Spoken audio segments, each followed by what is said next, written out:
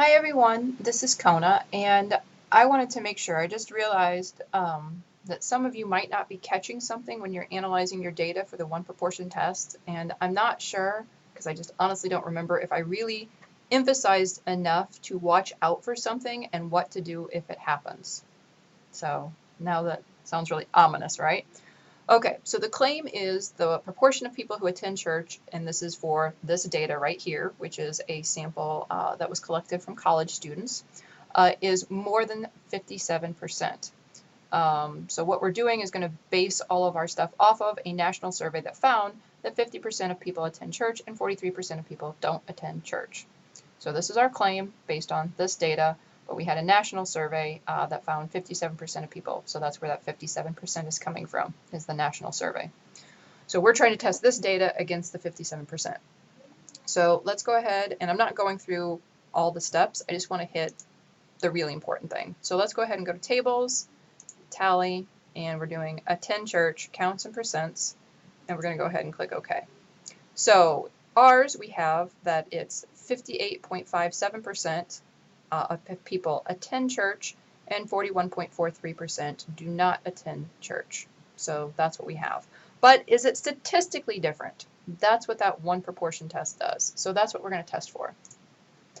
Okay, so what we would do, go up to stat, basic stats, one proportion test. I actually already have attend church in here because that's what we're checking, is whether they attend church or not. Perform the hypothesis test. It is 0.57 that we're testing against. We're going to go to options. We are testing, because it says the proportion of people who attend is more than 57%. So proportion is greater than the hypothesized proportion. You want to make sure and pick normal approximation. Click OK and OK. So you're thinking, okay, here's my data. I did it, right? This is really important. This is the whole purpose of this video. So what did you actually test? You tested event no. What test were we hoping to test? We are hoping to test event yes. So look at that count, 588. Here the count is 416. We tested the wrong thing. We tested the no's instead of the yeses, right? So not good. We tested the exact opposite of what we wanted to test. So there's a couple ways that you can fix this. Unfortunately, Minitab does not make it straightforward. So the first thing you can do is, instead of having the claim as that, you could change your claim to the proportion of people who don't attend church is. So instead of more than 0.5 or more than 57%, you could say, you could flip this to the proportion of people who don't attend church is, what are you going to say, is, let's say, less than 43%. Okay, so we kind of have flipped that around. So then you can come in here, and when you do stat, basic stats, one proportion, change this to 0.43. Options is now less than. Okay, okay. And there you go. So now we are testing event no, which event no was 416. There's your 416. And now we're testing the no, right? So, okay, that's one way you could fix this and turn this into something that you could test, all right? So basically, you can't test anything of people who attend church unless, you would have to flip it to the don't attend church, unless what you do is actually flip your coding around, all right? So people right now who attend church, the yes was coded as a 1 and the no's were a 2.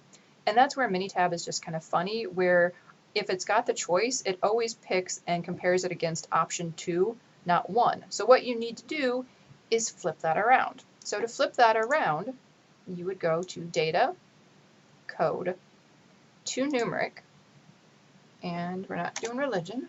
Instead, we're doing attend church. And here you see it's coded as 1 is yes, 2 is no. Well, what we're going to do is flip that, turn yes to 2, no to 1. We could add it to the end of the worksheet. I'm going to say in a specified column, and I'm going to say flipped attend church. And I'm going to click OK. And there you go. Now you've got flipped attend church, where 2 is a yes and 1 is a no. Now, if you go up to Stat, basic stats and the one proportion test. And instead of attend church, we're going to use flipped attend church. We can turn this back to our point, is it 5, oh gosh, I'm sorry. It's 5, 7, right?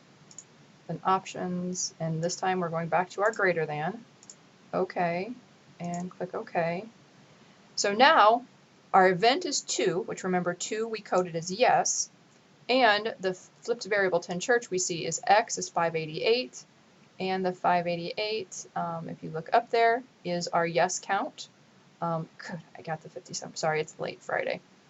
So you would then know that this is your correct z value and p value.